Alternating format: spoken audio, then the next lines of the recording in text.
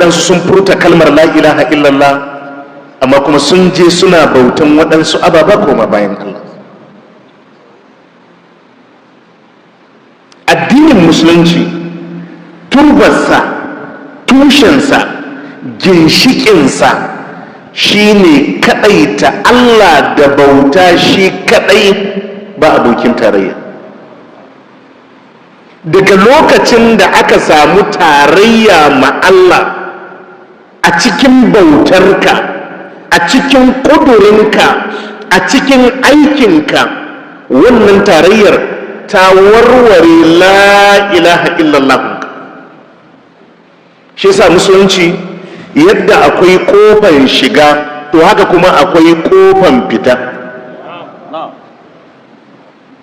Shi yasa zaka talabta innal ladina amanu thumma kafaru thumma amanu thumma kafaru. Mutum zai zo ya shiga ya kuma fita, ya kuma shiga, in ya gyara kuma ya fita. Allah ya tabbatar da mu akan musulunci da imani. Babu abin bauta da gaskiya sai Allah jama'a. Wannan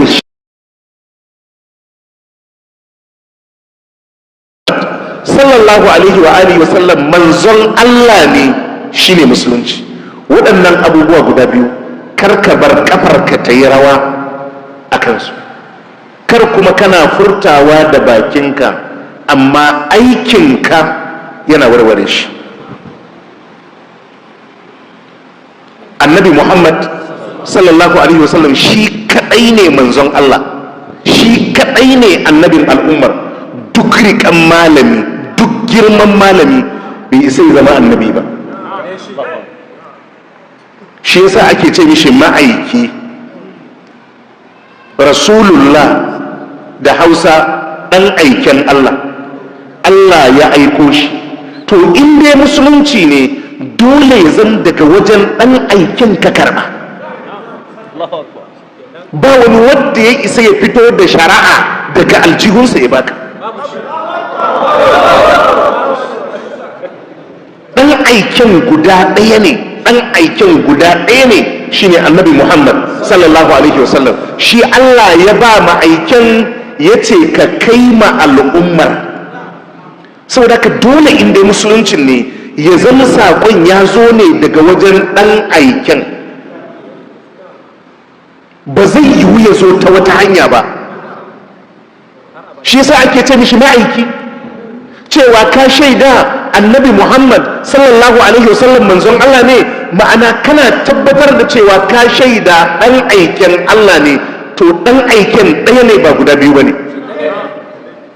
Saboda ka babu dama a zo a ce maka ga saƙon da ɗan aiken ya zo da shi kai kuma ka ce ga abin da malaminka ya faɗa, domin malaminka ba ɗan aike ba ne. Idan ijtihadi ne aka samu kuskure, a yi mishi addu'a, a nema mishi gafara, a ɗauki wadda annabi ya zo da shi.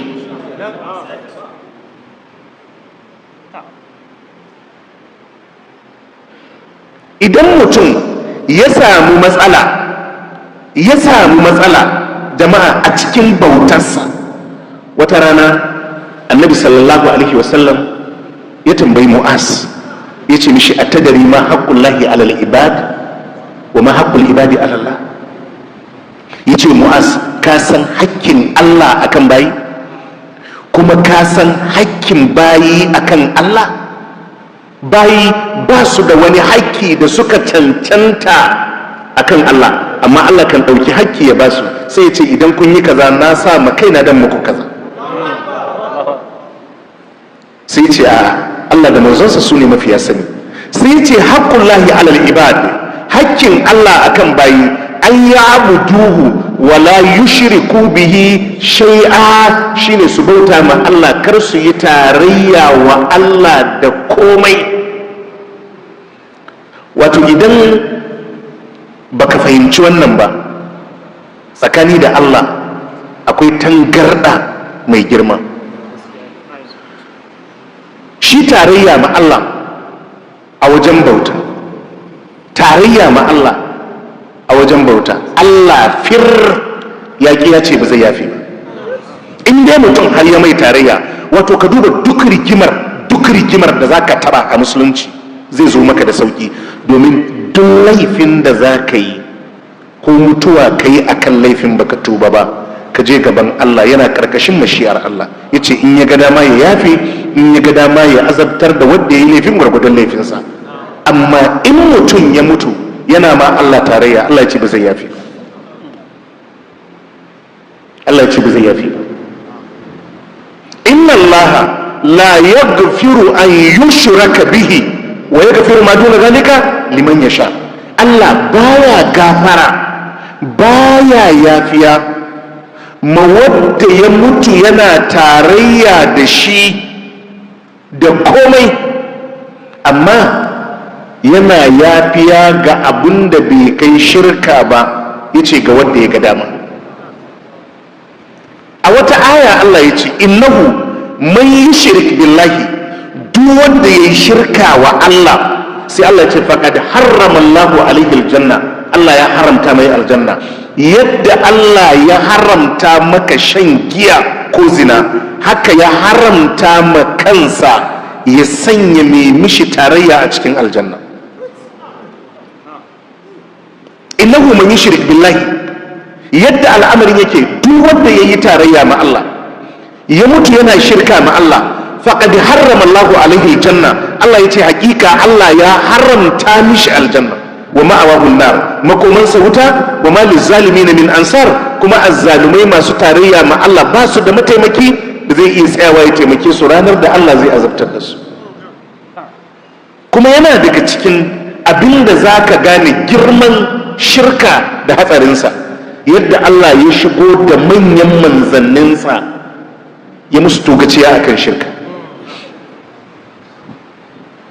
Wa tilka hujjatuna آتيناها إبراهيم على قومه نرفع درجات من نشاء إن ربك حكيم عليم ووهبنا له إسحاق ويعقوب كلا هدينا ونوحا هدينا من قبل ومن ذريته داود وسليمان وأيوب ويوسف وموسى وهارون وكذلك نجزي المحسنين وزكريا ويحيى وعيسى وإلياس كل من الصالحين وإسماعيل واليسع ويونس ولوطا وكلا فضلنا على العالمين ومن آبائهم وذرياتهم وإخوانهم واجتبيناهم وهديناهم إلى صراط مستقيم ذلك هدى الله يهدي به من يشاء من عباده سيتي ولو أشركوا لحبط عنهم ما كانوا يعملون. duk wani manzo zaka ji sunansa ya fito a cikin nan. wa tilka hujjatuna atainaha ibrahima ala qaumi narfa'u darajatin man nasha'u inna rabbaka hakimun alim.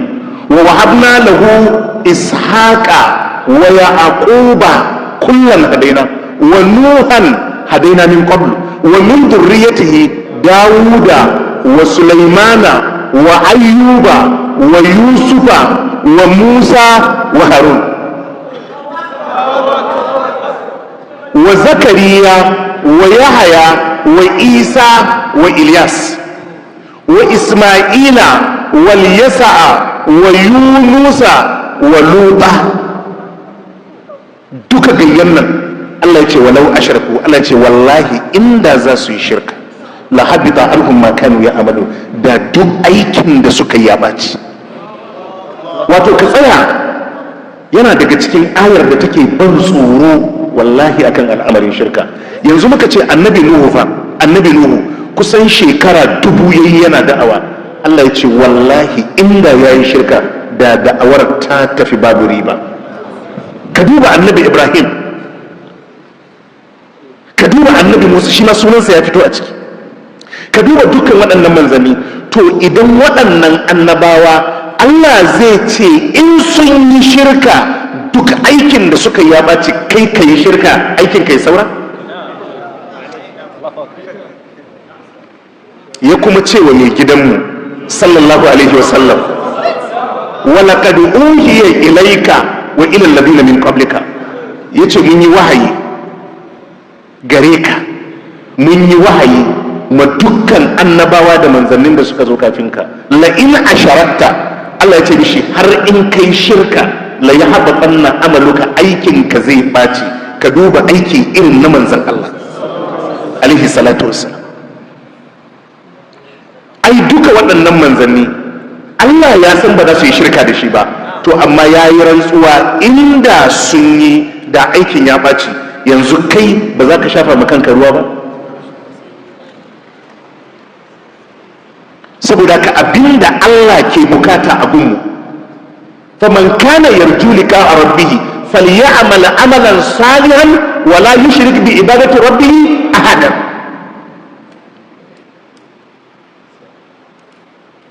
To harkan shirka shi yasa na daga cikin abin ban kai da alqur'ani, ka bi duk inda Allah ya zo riƙan wani abu koma bayan Allah, sai ka ji Allah yana min dunillahi ko min dunihi. Kawai abin da za a riƙen ina ba Allah bane, to ko menene wannan abun Allah sai ce tarayya ne ma Allah. Nasara ai almasihu annabi Isa alaihi salatu wasalam suka rike, amma Allah ce sun yi kafirci, sun yi shirka, makomar su wuta. Yahudu Uzairu suka rike, mushrikan larabawa mala'iku suka rike. In dai abin da za a riƙen a bauta mishi ba Allah bane, ba Allah bane, to musulunci bai kallon mai ka rike. Annabi ne ka rike, mala'ika ne ka rike, wani salihin bawa ka rike, a'a wani gunki ka rike, a'a wani itace ka rike. In dai ba Allah bane, shi yasa duk inda Allah sai zo sai ya ce kawai min dunillahi, koma bayan Allah. Ina dai abin ba Allah bane, kawai ba a rike shi a bauta mishi, ba a rike shi a bauta mishi. Mathalul ladina takadu min dunillahi awliya, Allah ce misalin waɗanda suka rike waɗansu waliyai majibanta masoya koma bayan Allah. Allah ce ka mathalil ankabutin takaddat baita, Allah ce misalin su kamar gizo-gizo ne ya saka gidansa. Sai Allah ce wa inna awhanal buyuti labaitul ankabut, mafi raunin gida Allah ya ce gidan. Duk wanda za ka rike koma bayan Allah, Allah ya ce abin da ka rike bar gidan gizo-gizo ne. Shi gizo-gizo idan ya saka gidan baya hana ruwa ya shiga gidan, kuma baya hana in yana cikin gidan a ganshi a cikin gidan. Duk abin da ake gida don shi gidansa baya amfanar da shi. Allah ce duk abin da ka rike koma bayan Allah, Allah ce wallahi kamar gidan gizo-gizo ne. A wani kun yace wallazina tad'una min dunihi ma yamlikuna min qitmir. Allahu akbar. Allah ya ce duk abin da kuke kira koma bayan Allah, abin da za ku roƙa, abin da za ku bautawa, domin galibi ai mutane suna juyar da bautarsu ga wani Allah ne saboda wani abu da suke bukata na rufin asirin rayuwa. To sai Allah ya ce duk wanda za ka kira ko ka roƙan ma yamlikuna min qitmir, akwai wata farar leda da take lullube da kwallon dabino a cikin dabino, saboda ka in ka bare dabino za ka ga ledar ta rufe kwallon dabinon, ba dabinon ba wannan ledar. Allah ya ce duk duniya ba wanda yake da mallakata. Allah ya ce kuma ba wanda zai iya baka, ba wanda zai iya mallaka maka. In tad'uhum la yasma'u du'a'akum, Allah ce idan kun roƙe su ba za su ji roƙon ba, walau sami'u kuma ko sun ji mastajabu lakum, Allah ce ba za su iya amsa muku su biya muku bukata ba. Allah sai ce wala yunabbi'uka mislu khabir, ba wanda zai baka labari kamar masanin labarin. Allah ce kuma ni na baka labari.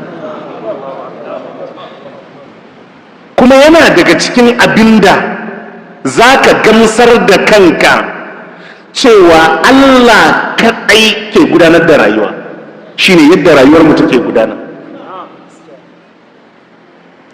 Yadda rayuwar mu take gudana, idan akwai bukatar tasirin wani Allah, ai da rayuwar ba haka za ta kasance. 'Yan takara ne za su fito guda biyu, a yi zaɓe, a buga, a fafata, a kai a kawo. To sai a ce wannan yana da malaman da suke mishi aiki, to malaman me yasa suka bar wannan din ya fito har yake wahalar da mai gidanku?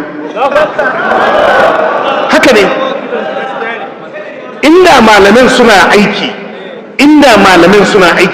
ai duk wanda ya fito kawai shi kenan sai ya makanci, sai zama kai kare ka yi takaranka.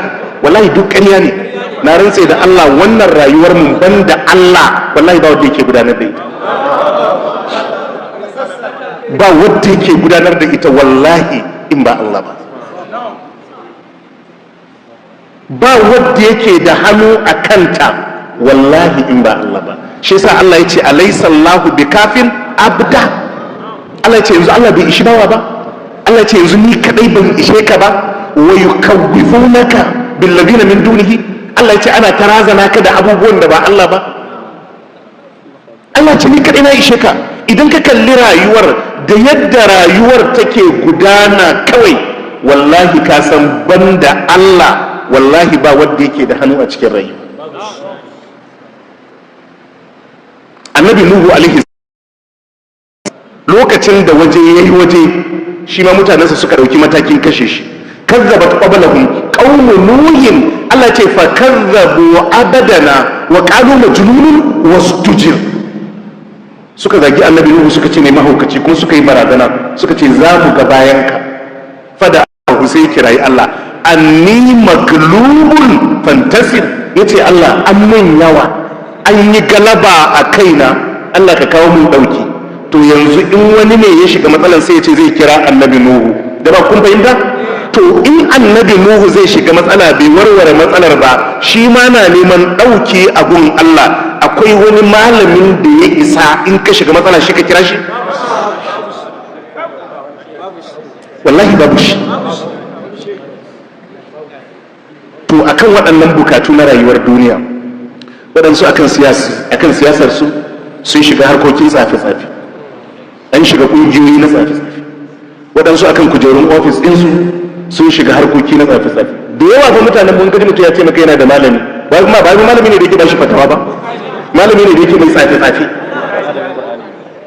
Waɗansu matan akan mallakan mazajensu ko akan kishiyoyinsu sun shiga harkar tsafe-tsafe. Waɗansu akan neman ilimin karatun boko sun shiga harkokin tsafe-tsafe. Haka dai duk wadda ya shiga cikin waɗannan ababa ya shiga cikin abin da Allah ya ce wala